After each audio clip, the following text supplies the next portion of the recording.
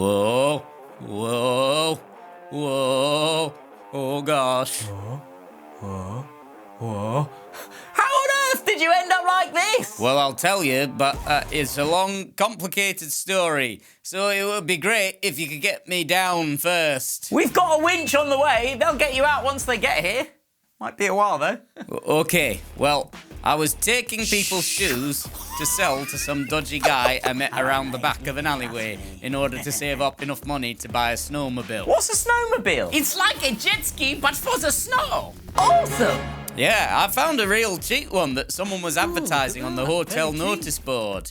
So after I sold a bunch of stolen shoes, I went to meet the guy who was selling it. Well, it turns out he was a con man.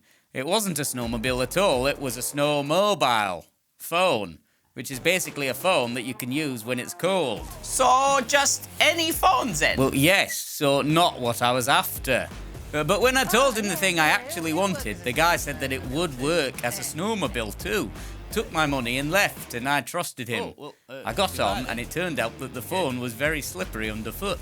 It made me pick up speed so quickly, and it was really hard to balance on because it was so small. I was flying towards the edge of the cliff at breakneck speed and ended up going through a string of flags, which was lucky, because they tangled me up and have held me dangling over the edge of this cliff until you came to get me.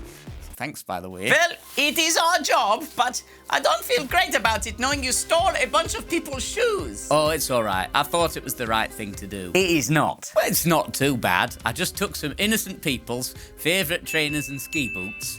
I'm not as bad as the guy who's buying them, or the guy who sold me a phone telling me it's a snowmobile. No, snowmobile. It is confusing. So you're just doing whatever feels right to you. That's probably why you've ended up dangling off this cliff. Oh dear. Well, what do I need to do then? Well, it's kind of like what happened to God's people after Gideon died. Let's watch Gideon's final Budget Bible Bits to see how it all ends. Budget Bible Bits! That is the story of how the people of Israel defeated Midian, which never recovered. Throughout the rest of Gideon's lifetime, about 40 years, there was peace in the land. Then Gideon, son of Joash, returned home. I'm off. He had 70 sons born to him, for he had many wives. He also had a concubine in Shechem, who gave birth to a son whom he named Abimelech. Hello, Dad. Gideon died when he was very old, and he was buried in the grave of his father Joash at Ophrah in the land of the clan of Abiezer. As soon as Gideon died, the Israelites prostituted themselves by worshipping the images of Baal, making Baal Berith their god. They forgot the Lord their God, who had rescued them from all their enemies surrounding them. The Lord? Never heard of him. Nor did they show any loyalty to the family of Jerubbaal. That is Gideon, despite all the good things he had done for Israel. Are you Gideon's grandson? Yeah, you suck. There was peace in the land for 40 years when all the people were still following Gideon, who was following God.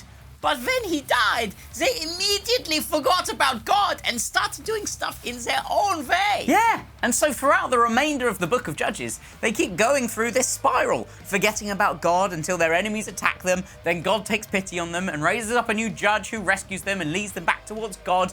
But then, when that person's gone, it all goes badly again. The final line in the book of Judges says, in those days, Israel had no king.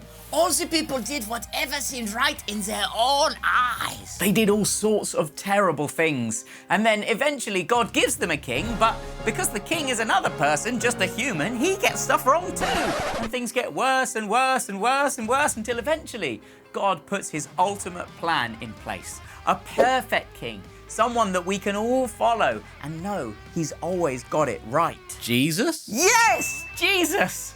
We'll find out more about him and all that happened to him in our special on Easter Sunday, so stay tuned for a video that's going to be coming out on that day. Got it. So, I need to turn back to Jesus, copy him, rather than stealing lots of shoes.